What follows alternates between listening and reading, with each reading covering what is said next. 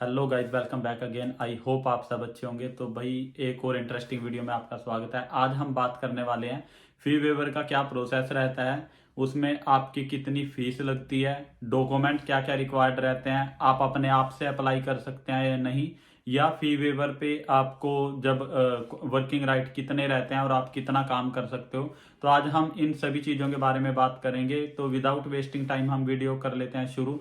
तो भाई जिन भी लोगों के post study work permit finish होने वाले हैं और जिनको स्पॉन्सरशिप नहीं मिली है और वो कुछ और टाइम यूके में लीगली रह के पैसा कमाना चाहते हैं, तो भाई आपके लिए वीडियो बहुत इंफॉर्मेटिव होने वाली है। तो let's get into the video. भाई सबसे पहले बात कर लेते हैं, आपकी जो फी वेवर है उसकी फीस कितनी रहती है। तो भाई जो फी वेवर है उसकी फीस जीरो होती है, उसकी कोई फीस नहीं होती है। हाँ, अगर आप किसी लॉयर से अप्लाई करते हैं तो वो लॉयर अपनी फीस लेता है अप्लाई करने की।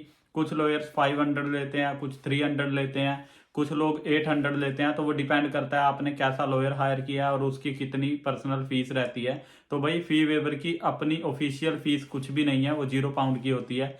तो भाई जब आप फी वेवर अप्लाई करते हैं तो जो आपके जैसे सॉलिसिटर हैं या आपको भी अगर खुद से अप्लाई करनी है, तो वैसे मैं रिकमेंड करता हूँ भाई आपको खुद से नहीं करनी चाहिए, क्योंकि मेरे 2-3 नोन है जिन्होंने खुद से अप्लाई करी थी और उनका विद इन 1 वीक 2 वीक में रिप्लाई आ गया था। तो भाई ये बहुत डिपेंड करता है कि आप कैसे फाइल डाल रहे हैं, आपने ग्राउंड बेस क्या सिलेक्ट करा है उसको डालने का, तो उसके बेस पे आपको टाइम मिलता है। तो भाई अगर जैसे आप सॉलिसिटर के थ्रू डालते हैं तो वो 2-3 ग्राउंड पे ऑफिस डालते हैं आपकी जो एप्लीकेशन है। या तो आपको कुछ इलनेस दिखा के, जैसे आपको डिप्रेशन वगैरह है तो मेडिकल कंडीशन दिखा के, या कि आपके पास अभी पैसे अनफ नहीं है कि आप आगे स्पॉन्सरशिप लेना चाहते थे बट आपके पास पैसे नहीं है अनफ, या आप अपनी फैमिली को सपोर्ट करना चाहते हैं और पीछे अभी आपकी कंडीशन अच्छी नहीं है वापस जाने की, वो ह्यूमन राइट का बेस होता है। तो ये कुछ ग्राउंड रहते हैं जिनके बेस पे जो फी वेवर है वो अप्लाई करी जाती है। और आपको कितना टाइम मिलता है फी वेवर के बाद। तो भाई ओबियसली अगर आप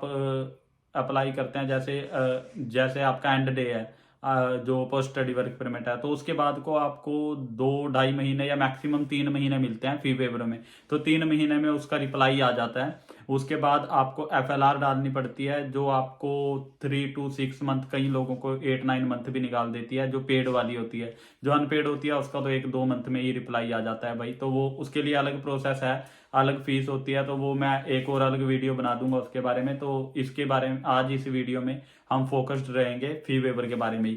तो फी वेवर पे आपको डॉक्यूमेंट क्या क्या चाहिए। तो भाई आपका सबसे पहले आपका पासपोर्ट, आपकी वीजा की एंड स्टार्ट डेट, आप यूके में कब एंटर हुए हो, फिर उसके बाद आपने स्टडी कंप्लीट कब करी, ये कुछ डिटेल रिक्वायर्ड रहती है। उसके बाद आपकी जो आप जहाँ पे काम कर रहे हो, करंट एम्प्लॉयर कौन है आपका, आपको कितने आवर्स काम मिलता है, आप मंथली कितना अर्न करते हो, आपका मंथली एक्सपेंस कितना रहता है, जैसे रेंट वगैरह हो गया, आपकी ग्रोसरी हो गया, ट्रैवल हो गया, सब कुछ मिला के। और आपके पास अगर कोई रेंट एग्रीमेंट है तो भाई वो भी प्रोवाइड करना होता है। अगर आपके पास नहीं है तो आपका सोलिसिटर जो होता है वो खुद ही बना लेता है रेंट एग्रीमेंट वगैरह। उसके बाद आपकी 6 मंथ की बैंक स्टेटमेंट चाहिए होती है। जैसे आप जब अप्लाई कर रहे हो उससे जो प्रीवियस 6 मंथ है उसकी बैंक स्टेटमेंट। और उसमें आपको कभी भी ये नहीं करना है भाई कि आप एक बैंक स्टेटमेंट दे दो और दूसरी ना दो। आपके पास जितने भी बैंक हैं, हाई स्ट्रीट बैंक, उनकी सबकी स्टेटमेंट आपको सबमिट करनी होती है, क्योंकि भाई होम ऑफिस के पास आपका पूरा डाटा रहता है, कितने आपके पास हाई स्ट्रीट बैंक है, कितने जो ऑनलाइन बैंक है जैसे मोन्जो हो गया, रेवोल्यूट हो गया। तो वो हर चीज को ट्रैक करते हैं, हर चीज का ध्यान रखते हैं, नहीं तो आपको बहुत जल्दी रिप्लाई आ जाएगा और वो स्ट्रेट अवे रिजेक्ट करके आपके हाथ में थमा देंगे 1 वीक में। तो भाई आपको पूरा क्लैरिफाई रखना है, अपनी तरफ से पूरी अच्छी इन्फॉर्मेशन, सही इन्फॉर्मेशन देनी है ताकि आपको कोई प्रॉब्लम ना हो। तो ये कुछ डॉक्यूमेंट होते हैं जो आपको देने होते हैं। उसके बाद आपका जो लॉयर है वो आपकी फी वेवर अप्लाई कर देता है और आपको 2.5 से 3 महीने का टाइम मिल जाता है। तो भाई फी वेवर अप्लाई करने के बाद आपके पास फुल टाइम वर्क राइट रहते हैं, तो आप कितने भी आवर्स कर सकते हैं। अगर आप पोस्ट स्टडी पे 40 कर रहे थे तो आप 40 घंटे अब भी कर सकते हैं, उसमें कोई प्रॉब्लम नहीं है। आपका NI भी एक्टिवेट रहेगा, आपका जो right to work share code है आप वो भी चेक कर सकते हैं ऑनलाइन, तो उसमें कोई प्रॉब्लम नहीं है। तो अगर आपको इन केस स्पॉन्सरशिप मिल जाती है आपके फी वेवर के टाइम पे, तो भाई आपको डायरेक्ट स्विच नहीं कर सकते आप। वो लोग ये गलती करते हैं कि डायरेक्ट स्पॉन्सरशिप डाल देते हैं और उनकी रिजेक्ट हो जाती है। उसका रीजन है भाई, अगर आप फी वेवर पे हैं उसके बाद आपको FLR डालनी होती है। FLR के बाद आप स्पॉन्सरशिप पे जा सकते हैं। अगर आपने बीच में ये स्टेप स्किप किया तो बहुत सारे लोगों को मैंने सुना है इसकी वजह से रिजेक्शन आई है, और ये मेरे लॉयर ने भी मुझे बताया था जब मेरे कंसल्टेशन का 1 घंटा था उसमें, कि आप डायरेक्ट अप्लाई करोगे तो मैक्सिमम चांसेस है आपके रिजेक्शन के।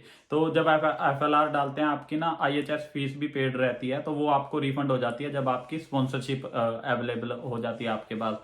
तो भाई अगर आपको FLR के बारे में वीडियो चाहिए तो मैं एक डिटेल्ड वीडियो बना दूंगा, कितनी फीस होती है, क्या क्या डॉक्यूमेंट रिक्वायर्ड रहते हैं, आपको कितना टाइम मिलता है उसमें, और आपका कितना टाइम आप काम कर सकते हैं। तो अंटिल देन आप इस चैनल को सब्सक्राइब कर सकते हैं। Thanks for watching this video.